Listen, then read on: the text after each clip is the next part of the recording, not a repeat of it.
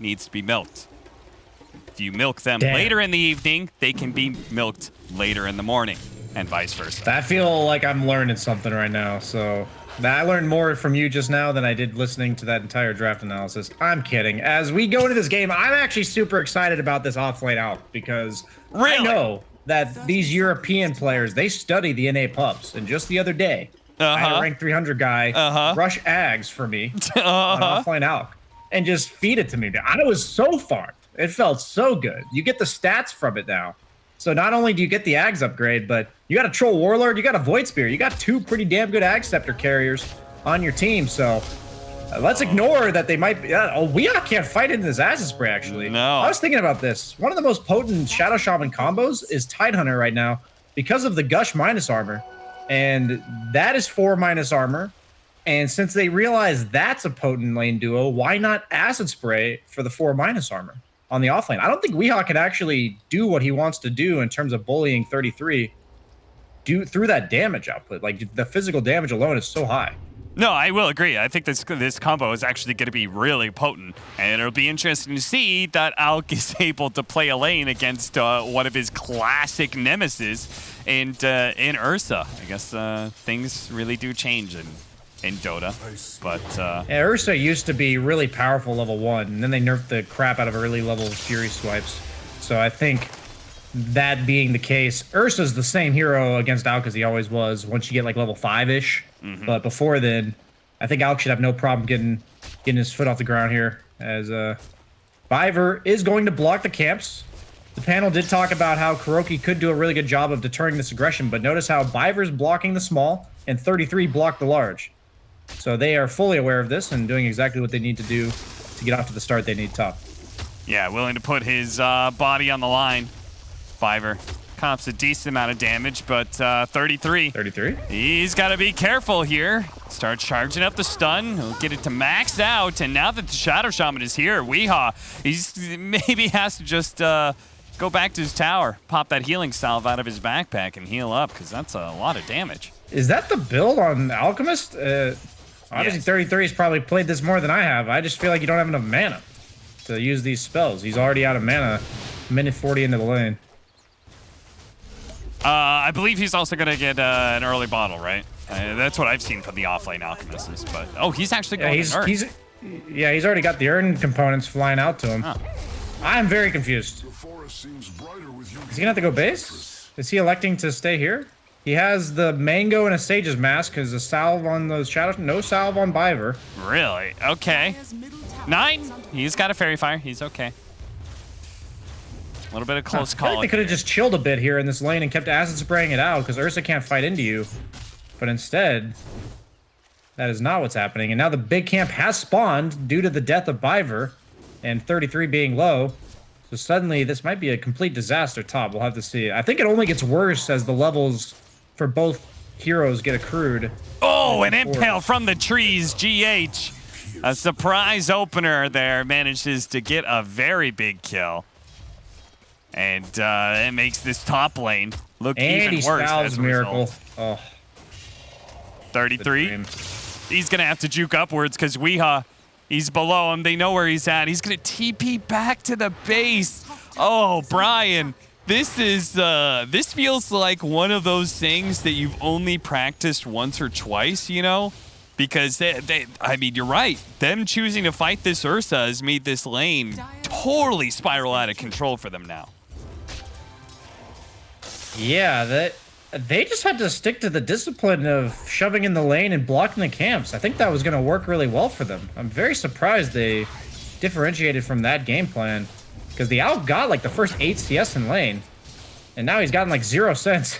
So I'm not sure what they are trying to make happen that I'm not understanding here. Hey, 33's back, and just like that, Biver is being immediately pressured. He's probably going to have to leave lane or probably will get killed out of this lane.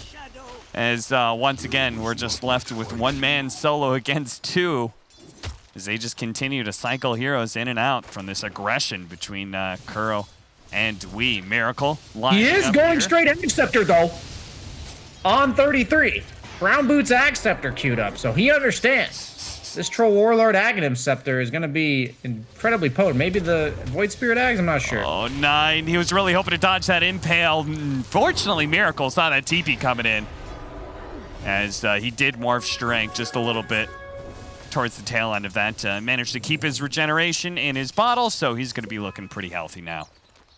Yeah, take notes, guys. If you want to play Morphling, you have to be willing to sit at 1 HP while you're chasing people in order to fully optimize the hero's damage output.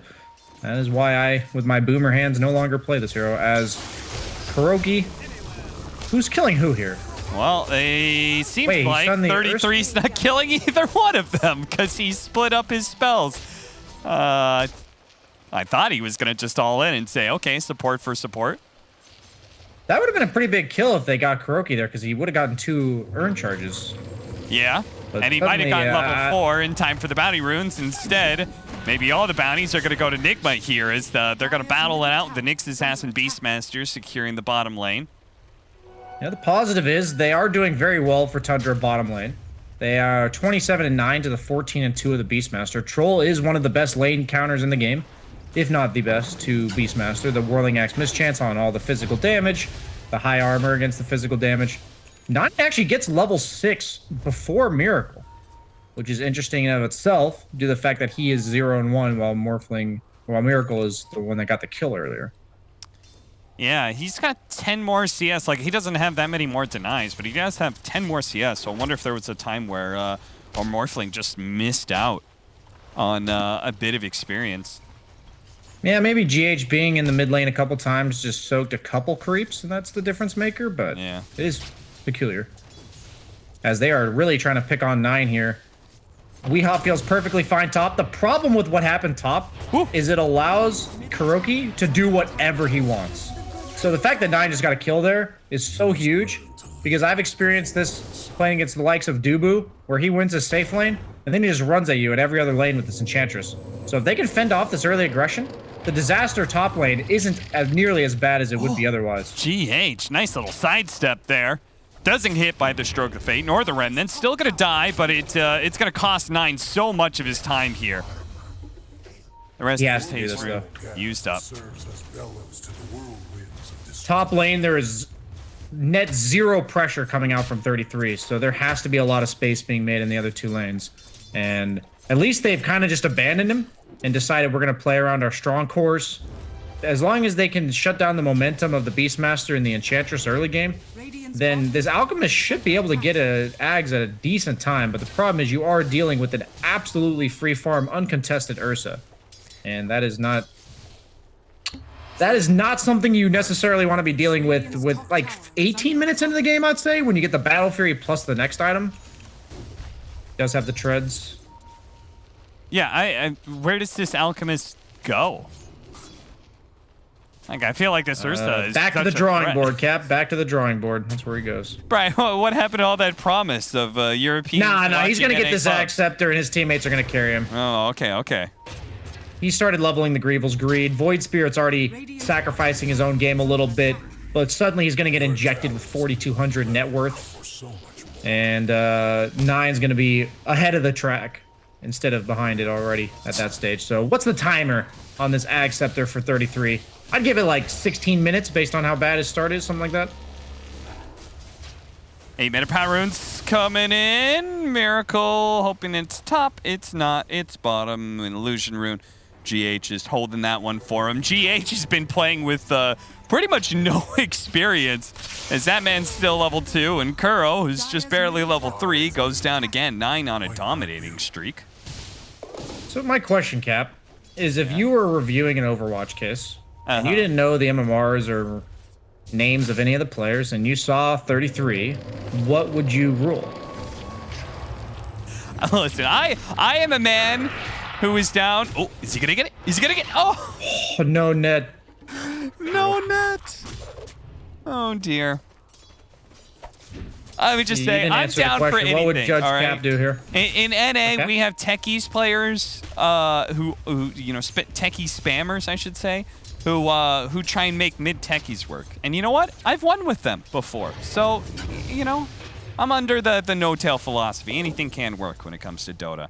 Just some things don't work very well. What if you had the full context that this guy 10th picked out? You know, it was the last pick for the team. And then you see top. The marker is literally in the draft time. You just go immediately to a last pick Alchemist, and you look on the other side. You got the last pick Alch, and then you show the laning stage, but nothing more. You don't show the acceptors, you just show the laning phase, you know? Could we tilt the court case in a biased manner enough to get him convicted here? All I'm going to say is that if people really want to get successful reports, they got to be smarter about their reports, man. They got to do what you're talking about. Not good. Yeah. It's all about the facts you present. You can lie by withholding information, Cap. As Nigma has now elected to pick on the safe lane. Skeeter's already dipped out, though. Miracle could be in some trouble if he gets chain netted. Well, body blocks. So far, he's been kind of lucky here and actually picks up a haste rune at the bottom lane. Doesn't get netted whatsoever. Skeeter's just not feeling it, man. He's got to work on those procs. Last game he was playing PA, now he's playing Troll. He's clearly got practice on these proc heroes that rely on getting that little bit of RNG to help secure kills. And Skeeter, he's looking rusty so far. Yeah, poor guy. Let his team down in game one with that non-BKB usage, and now non-ensnaring form either. 33. Okay, so the real question, Cap. Who gets the first axe? Is it Void Spirit or Troll Warlord? I mean, is the cleanse really that good this game? I feel like the silence is more powerful. Yeah, I can get behind that too. It's probably the Void Spirit, but you don't usually want the Ags before the level 15, right? Yeah, that would be true. And I would also say I feel like Yule's into Ags is a little bit more natural. Skeeter's looking to be able to run him down here. Wee's already popped us in rage, and he does get stunned up by that ink. And yeah, he hops out of that wards, but he's not going anywhere. Chained down by Skeeter. Biver's probably going to be dying to the boars, and the Necronomicon. That's a huge kill. They forced out Roar. They killed this free-farming Ursa. Like, he was #1 net worth on Team Nigma. And I've played this matchup. Ursa versus Troll sucks. Like, as the game goes on for Ursa. Like, you don't want to be the Ursa. You kind of get forced to run away consistently as 9 is being hyper-aggressive in the top lane. Forcing out a TP, but he might have gone a little bit too deep. Yeah, he's got 5 seconds for that Astral Step. His Remnant's coming up, so it looks like he should be okay. That's 6 space, man. This is actually so much space. Yeah. Because you are effectively farming a Void Spirit or a Troll with Grievel's Greed, right? Like, that's effectively what's happening right now. Yeah. No, absolutely. I mean, you got to find some way to make a greedy lineup like this work. And Tundra, once again, are going around a strategy of being on Radiant's side and playing for their triangle. And it's working out okay for them. I mean, they're... I don't really know how to read net worth lead because it's not an alchemist. It's an alchemist game, but it's a 3-position alchemist game. So I don't. This is not an alchemist game. Synderin would not call this an alchemist game. But his definition of an alchemist game is a game with an alchemist in it, Brian. Is this or is this not a game with an alchemist in it? I can't argue that. Then it's an alchemist game. But I got nothing. I actually can't argue this. I got nothing. No response from me. All right, well, the excitement isn't builds. going on the Alch. So, yeah. You know, the net worth, that, like you said, it's pretty misleading when you think about an alchemist in the game. So it's not a normal alchemist game, even though it's got an alchemist in the game. I think that would be Synderin's professional analysis. As Bivers, he's got wards for top. If they can manage, yeah, they're going to get this tier 1, it looks like. It's already pretty low. They might have to drop the wards. They're being a bit greedy here. Yeah. But no vendetta for GH. I mean, instead, the tower looks like it's going to get denied. But they may catch the supports on their way out here. They're going to drop the ward and instantly catch the Nyx Assassin. Great use of an Observer ward to be able to spot this, but unfortunately didn't chain the disables well enough. Oh, I didn't have his Orchid yet. Just got it delivered. That's rough. Well, 33. He's got the Acceptor. I estimated 16 minutes, but he's way ahead of my schedule. 14 minutes despite how bad that lane was.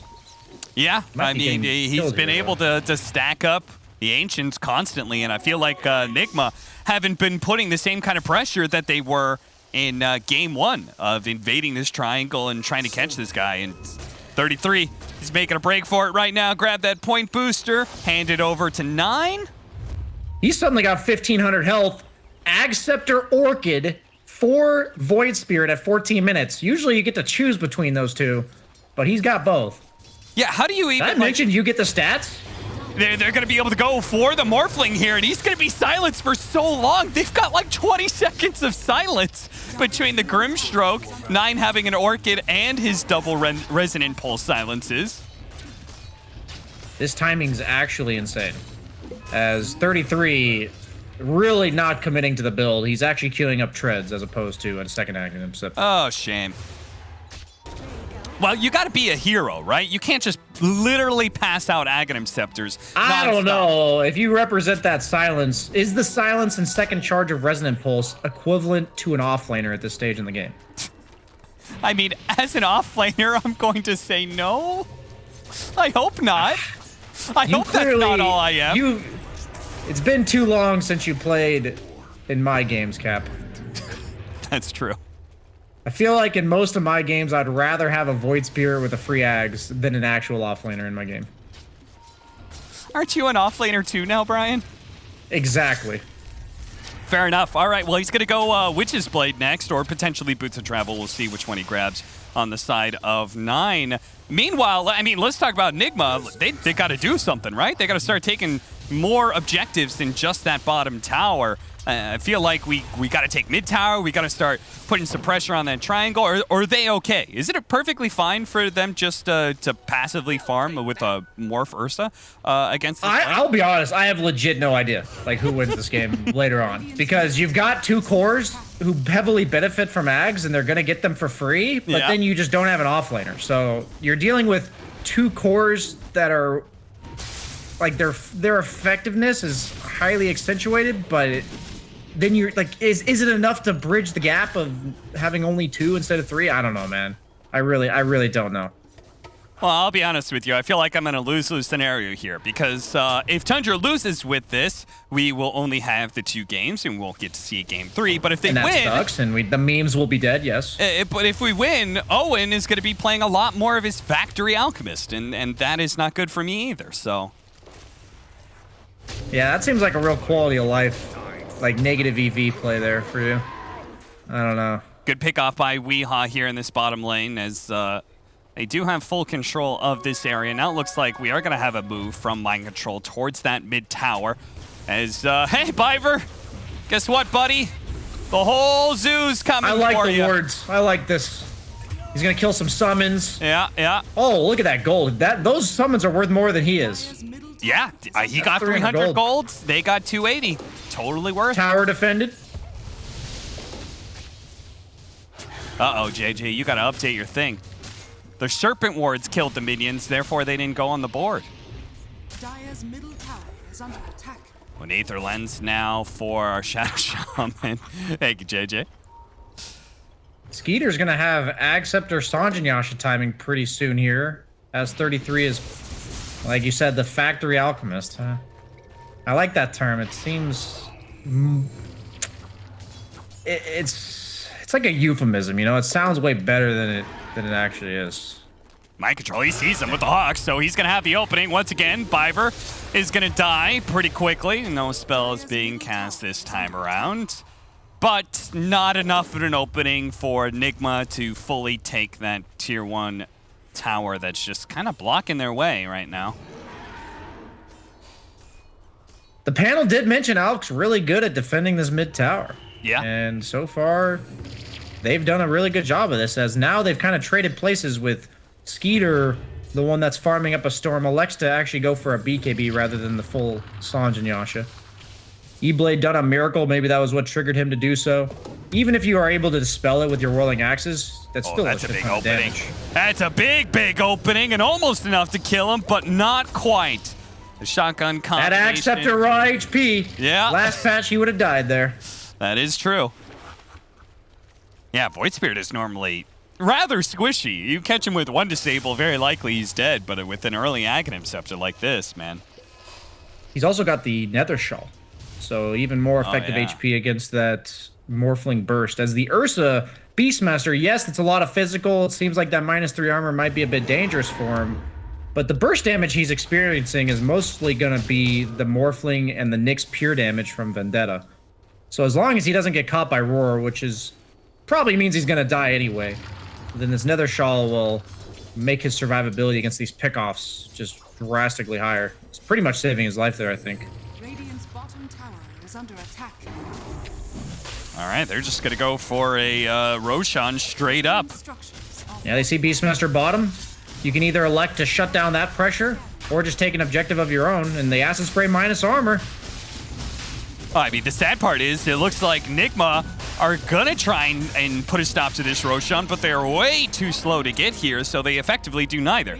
He doesn't get to take that tier 2 bottom or anything. It looks like he's going to try and poke at the mid tower just a bit with some of his summons, but otherwise, that was totally free Roshan for Tundra. And now, maybe an opening here. They're going to try and blow up 33 real quickly, and they do manage to do so. And Rage is going to be popped here as they try and back away, but the Soulbind catching the two of them together. Double silence up as well. 9 laying out some good amount of damage, with 33 coming in with a buyback with a minus armor. It might just be enough, and yes, Miracle does die. Weehaw, though, pumping it out with the BKB. Goes for Skeeter first. Claims him. Fada's up next. One swipe should do the trick. Biver given an extra bit of movement speed by the Inkswell is going to allow him to get away from the Ursa, but 9, he is being hunted right now and is out of Astral Steps.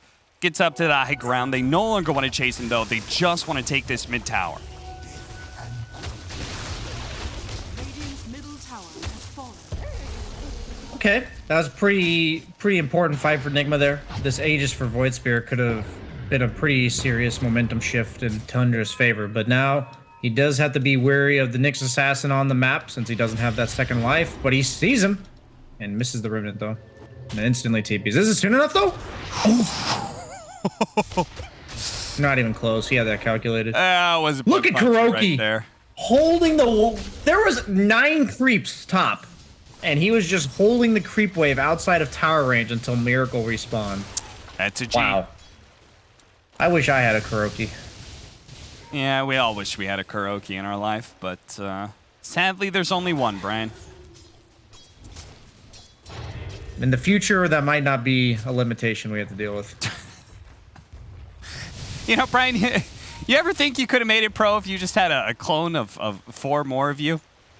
And you just made Not 4 more of me, but if I had like a Puppy and a Kuroki and maybe like a Zai and, you know, like a Nisha, I think I could probably take it. I don't think I'm too heavy. I'd probably make like 5th place at the major or something. Yeah. Just let them give do all the me work. like Razor safe lane and I just won't feed. Okay.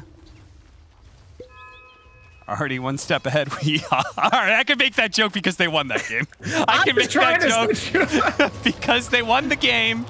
I love Weehaw. I was baiting you in Twitch chat on that one. That one was like so low hanging that there's just no way you.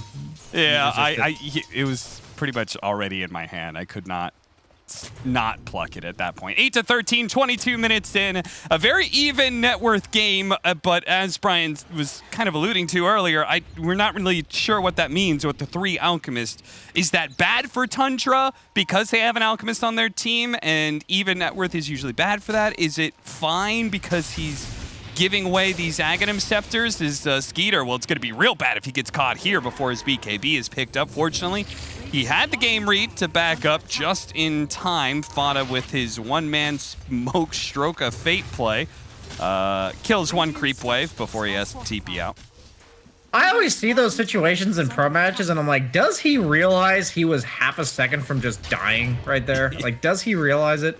I know he knows he had to get out, but are they at all fully aware of how close that actually was? I don't know. I would have to guess no. No, nobody should be leaving it to that close of margins.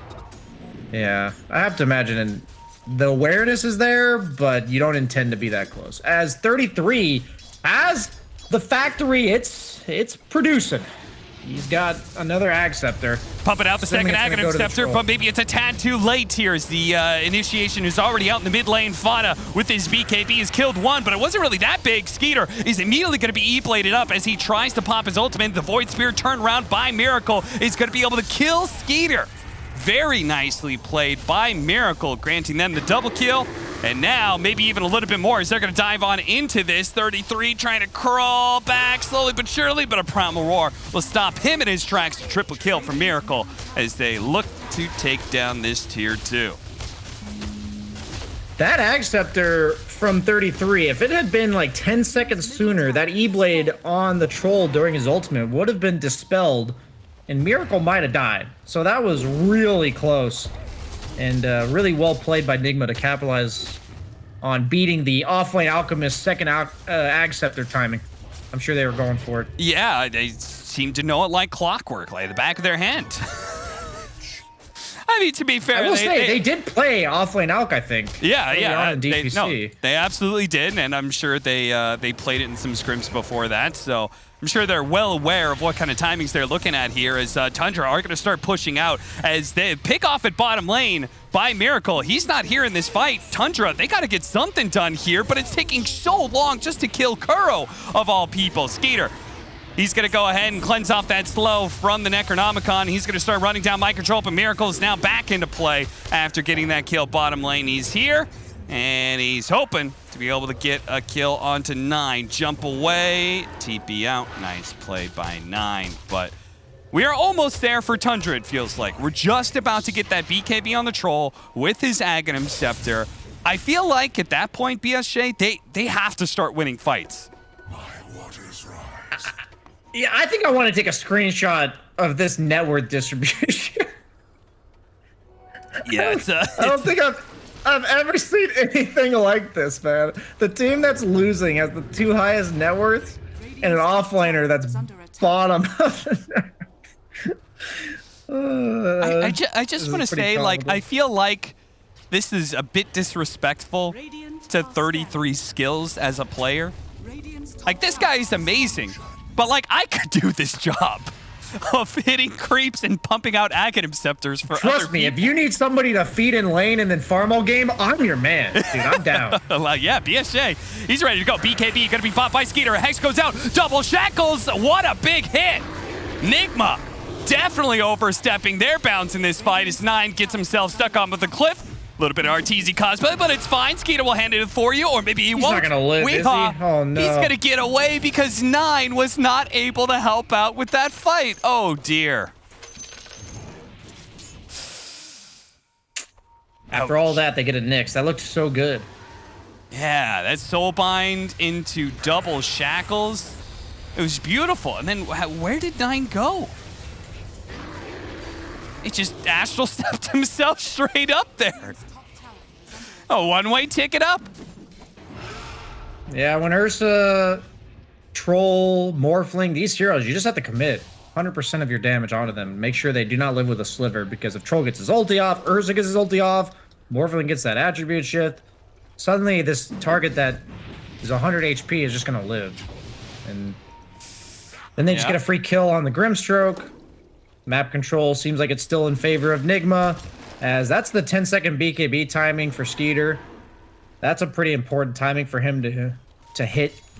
And all right, they're actually going for the Ag Shard now on 33. Yeah, I was going to say, it's time to diversify our production. We're going to start pumping out some Berserk potions for people, which that is very good for a Troll, no doubt. What's the cooldown on it, like 30 seconds? Can't say that I know. Doesn't actually say on the skill set, so. Gotta love the beta tooltips here. Yes. If they smoke up, do they see it with the Hawk? They do. Nigma is fully aware of what's going on here. And they'll just... As they scan to see what direction they're coming from. Or maybe that's a Radiant scan. That is a Radiant scan. They're checking scan. to see if they're up there on the triangle, but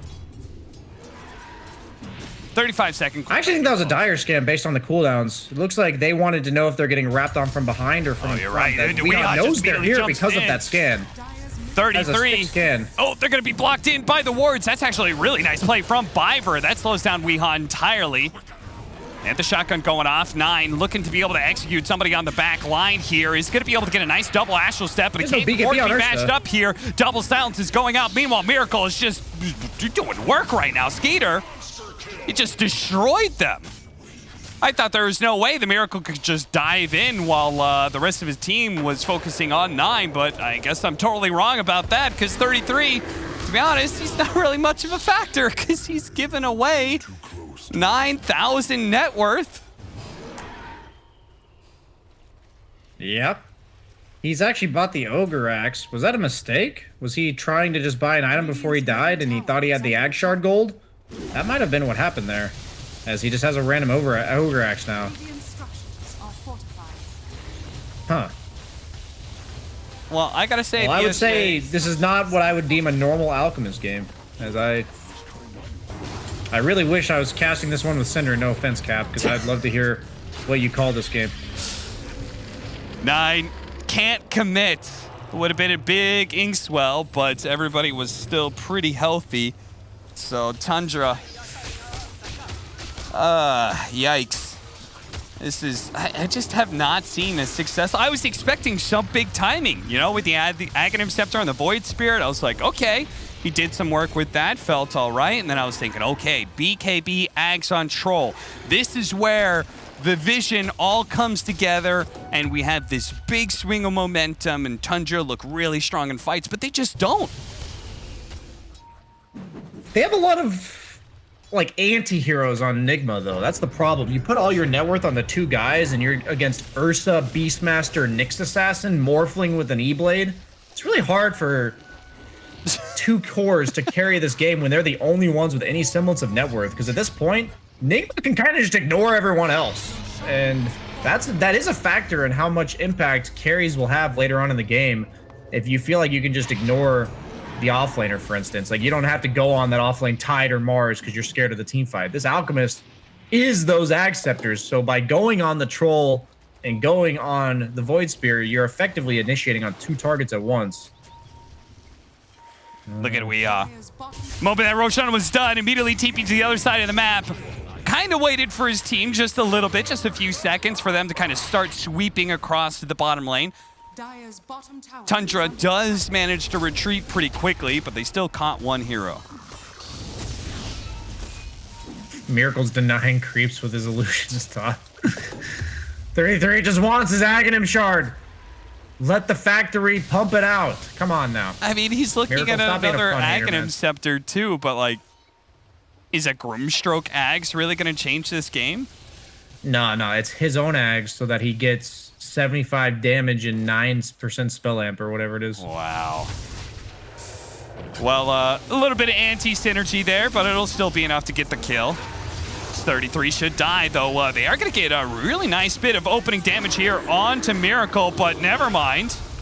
Skeeter, just S&Y done? Just, he doesn't pop his BKB and he's dead. Huh. It's so hard to play carry against Nyx Assassin, Shadow Shaman, man. You don't pop your BKB, they land that instant disable with the Carapace or the Hex, and then you just die full to 0 and you look like a dumbass. And, Skeeter, his struggles are really resonating with me in this series. Well, I have to say, this was a very disappointing end to this game, because, you know, people keep on picking this offlane Alchemist, and I don't know any better. I'm a lowly play-by-play cast. I'm expecting to do something. Maybe this is the play right next to the tier 4s. Maybe they can actually win a fight here with the Soulbind still out. Miracle somehow is still alive, morphing into strength. He's turning around and beating down 33 because he has no items. For God's sakes, Miracle, leave him be. He's given everything he has to everybody else in the game. Just let him play a little bit. Let him use a few you weren't spells. supposed to buy back here, man. Oh my God, Peter's not going to use his BKB again. Oh dear, GG. Tundra, man, I thought they had that game won. And, you know, just a little bit of